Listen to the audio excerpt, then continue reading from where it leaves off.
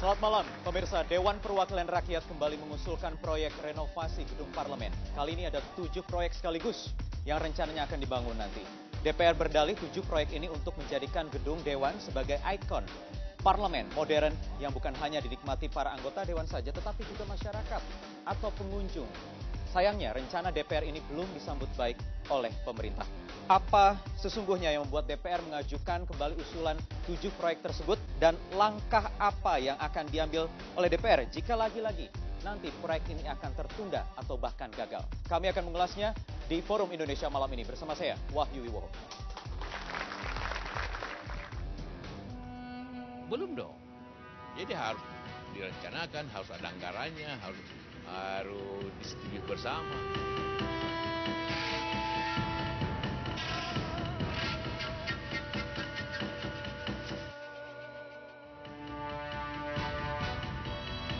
Rencana pembangunan 7 proyek Dewan Perwakilan Rakyat di Kompleks Parlemen Senayan lagi-lagi menjadi sorotan.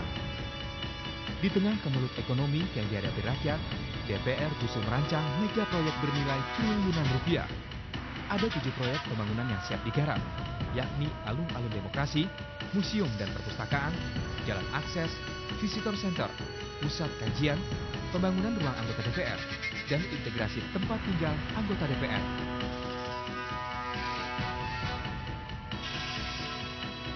DPR bahkan meminta kesediaan Presiden Joko Widodo untuk meresmikan pencanangan pembangunan mega proyek itu. Namun dengan tegas, Presiden Jokowi menolak menandatanganinya. Pemerintah beranggapan mega proyek DPR itu belum jelas peruntukan dan anggarannya. Sampai saat ini pemerintah masih menunggu rancangan anggaran proyek perluasan parlemen yang digagas oleh DPR itu. Belum dong. Jadi harus direncanakan, harus ada anggarannya, harus disetujui bersama. Kalau sebelum disetujui oleh di anggarannya langsung teken, itu kan berarti fait accompli. Tentu kita tidak ingin itu. Harus sesuai aturan saja bahwa sesuatu prasasti itu setelah selesai, bukan sebelum selesai. Dewan Perwakilan Rakyat berkilah bahwa kompleks parlemen yang ada sekarang tak layak huni dan butuh penataan kawasan untuk menjadi ikon parlemen di Jakarta. Nah, mekanisme pembiayaan APBN itu dimulai sejak ketika Presiden menyatakan pidato nota keuangan yang biasanya dilakukan tanggal 16 Agustus, kemarin dimajukan 14 Agustus karena 16 Agustus hari libur. Jadi semuanya itu melalui mekanisme itu. Jadi tidak bisa Presiden setuju tidak setuju begitu, itu namanya ngadu domba. Nggak usah diadu, lihat aja nanti di pembahasannya, karena itu semua kan ada argumennya gitu loh. Fahri Hamzah selaku Ketua Implementasi Reformasi dan sebagai pencetus ide proyek ini menjelaskan bahwa anggaran yang dipakai bersumber dari APBNP 2015 yang rencananya bersifat multi-years sampai 2017 dan diharapkan akan rampung di tahun 2018. Untuk membangun mega proyek ini, Sekretariat Jenderal DPR bahkan bekerja sama dengan Ikatan Arsitektur Indonesia membuat sayembara desain 7 proyek yang berhadiah sebesar 500 juta rupiah. Akankah pemerintah mengamini keinginan DPR membangun 7 proyek tersebut? Atau DPR perlu menunda kembali rencana mega proyek ini seperti 5 tahun silam yang juga gagal merealisasikan renovasi gedung parlemen? Tim Liputan Metro TV.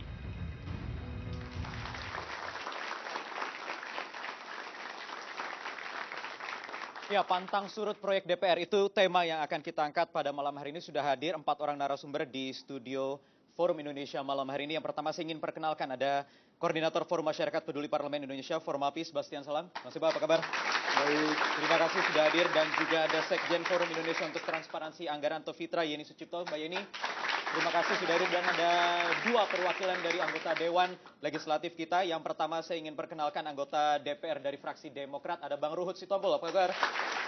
Terima kasih sudah datang, Bang Ruhut. Dan juga ada anggota Badan Anggaran DPR dari fraksi Partai Nasdem, Joni G. Plate. Selamat malam, Pak Joni. Untuk segmen awal ini saya ingin mempersilakan kepada keempat narasumber yang sudah hadir untuk memaparkan kira-kira pandangannya bagaimana dari pribadi masing-masing, baik sebagai aktivis maupun yang di luar di parlemen dan juga yang dari dalam parlemen. Saya ingin dari Badan Anggaran dulu. Pak Joni, silakan. 1 menit 30 detik waktu Anda. Baik, Wahyu. Jadi di DPR ini ada semangat untuk DPR RI menuju DPR RI yang lebih modern. Ya. Untuk itu dibentuklah tim implementasi reformasi yang mempunyai tugas-tugas untuk menghantar DPR RI menjadi lebih modern agar kita lebih DPR bisa lebih berfungsi sebagaimana yang disyaratkan oleh Undang-Undang Dasar. Nah, dalam rangka itu maka termasuk diantaranya adalah menyiapkan fasilitas-fasilitas DPR RI yaitu 7 proyek ini. Kalau ditanya 7 proyek ini ada tidak kebutuhan akan 7 proyek ini? Jawabannya ya, ada itu kebutuhan. Akan tetapi apakah kebutuhan itu menjadi prioritas saat ini? Nah, itu yang menjadi soal. Karena apa? Karena kebutuhan-kebutuhan yang ingin didapat oleh DPR, pertanyaan selanjutnya, ini adalah proyek legislator atau proyek eksekutif? Proyeknya badan legislatif atau proyeknya badan eksekutif? Seharusnya ini menjadi bagian dari proyek eksekutif, ya. Karena Undang-Undang Dasar juga mensyaratkan bahwa pemangku anggaran keuangan negara kita itu pasal 23 bilang ada di eksekutif di pemerintah. Yang menjadi soal, kami sudah menerima nota keuangan dari pemerintah dan saya sudah mengecek itu sehingga saat ini saya belum melihat ada proyek ini di RUU APBN 2016. Oke. Baik. Selanjutnya saya ingin persilakan Bang Ruhut 1 menit 30 detik. Silakan Bang. Terima kasih. Usahe lagi nih. Nah, pasti semua ketawa. Karena era Agung Laksono, era Marzuki Ali, sekarang era Setia Novanto. Usahe terus mau bangun gedung, betul tidak? Jadi yang ngomong ini kalau Ruhut, karena Ruhut anggota DPR, kawan-kawan saya DPR kadang-kadang suka pening juga. Tapi kita wakil rakyat. Harus diingat, wakil rakyat itu mewakili rakyat di DPR. Benar apa yang dikatakan sahabat saya John Plate, ini prioritas. Karena masih banyak masalah lagi yang sedang dipikirkan, baik itu oleh pemerintah, oleh DPR, begitu juga lembaga-lembaga negara lainnya. Kan pidato Pak Jokowi kemarin baik sekali. Semua lembaga-lembaga negara ini marilah dengan semangat kebersamaan kita bangun Indonesia yang sudah baik ini menjadi yang lebih baik. Kan itu. Jadi saya sebagai anggota DPR karena kejadiannya tanggal 16, baru sore mulai saya baca online, begitu juga di TV, langsung aku lihat. Wah, saya bangga karena saya pendukung Pak Jokowi. Dia tidak kena jebakan Batman. Kenapa? Bayangkan, ada 7 prasasti, dia harus taken. Ngeri kali, betul nggak? Jadi kita bangga dengan Pak Jokowi. Jadi jebakan Batman nih Bang, yang kemarin itu. Nanti kita bahas ya, satu persatu dulu. Sekarang giliran dari Formapi, Bang Seba, silakan. 1 menit 30 detik. Ya, sudah beberapa periode itu publik itu selalu kecewa dengan performance DPR. Kekecewaan itu kemudian direspon oleh DPR. Ada pengakuan dari DPR bahwa memang kinerjanya masih belum maksimal, belum optimal. Karena itu DPR mencoba merespon dengan membentuk tim selalu. Beberapa periode DPR membentuk tim, ada namanya tim reformasi kelembagaan DPR, lalu kemudian sekarang juga sama. Nah, salah satu hal yang ingin diperjuangkan oleh tim itu adalah bagaimana membangun sistem yang tepat untuk DPR ini, untuk mereformasi kelembaganya, sehingga kekecewaan publik terhadap kinerja DPR ini diperbaiki. Tetapi hasil akhirnya selalu justru yang keluar yang ramai ke publik itu adalah munculnya tuntutan fasilitas seperti yang sekarang ini. Dan ini terjadi berkali-kali, tidak baru sekarang. Dan inilah sebetulnya yang membuat DPR itu semakin kehilangan kepercayaan publik. Gitu. Dan saya kira tim yang dibentuk oleh DPR periode sekarang ini, ketika mereka memulai kerjanya dengan memunculkan wacana untuk pembangunan gedung baru, sebetulnya gugur semangat. Oke. Mbak Yeni, silakan. Nanti kita akan lanjutkan lagi. Oke, terima kasih. Mungkin kalau kita melihat ya, karena Fitra sendiri mengawal ya dari proses-proses perencanaan penganggaran ini bukan hanya kali pertama ya. Kemarin sebelum berbicara soal dana aspirasi, kemudian gedung di tahun 2010-2008 juga pernah.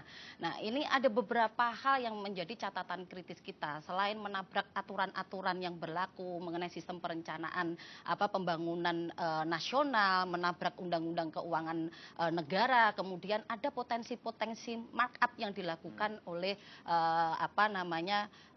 kawan-kawan di DPR di dalam pengadaan 7 proyek ini. Nah, kemarin kita mencoba untuk mengamati ya tiba-tiba kawan-kawan DPR istilahnya mengajukan, mengusulkan kepada Jokowi untuk ditandatangani, istilahnya pada saat pembahasan sebelum pembahasan APBNP itu ditandatangani dulu. Itu kan sebenarnya kan tiket untuk bisa masuk di dalam pembahasan APBNP.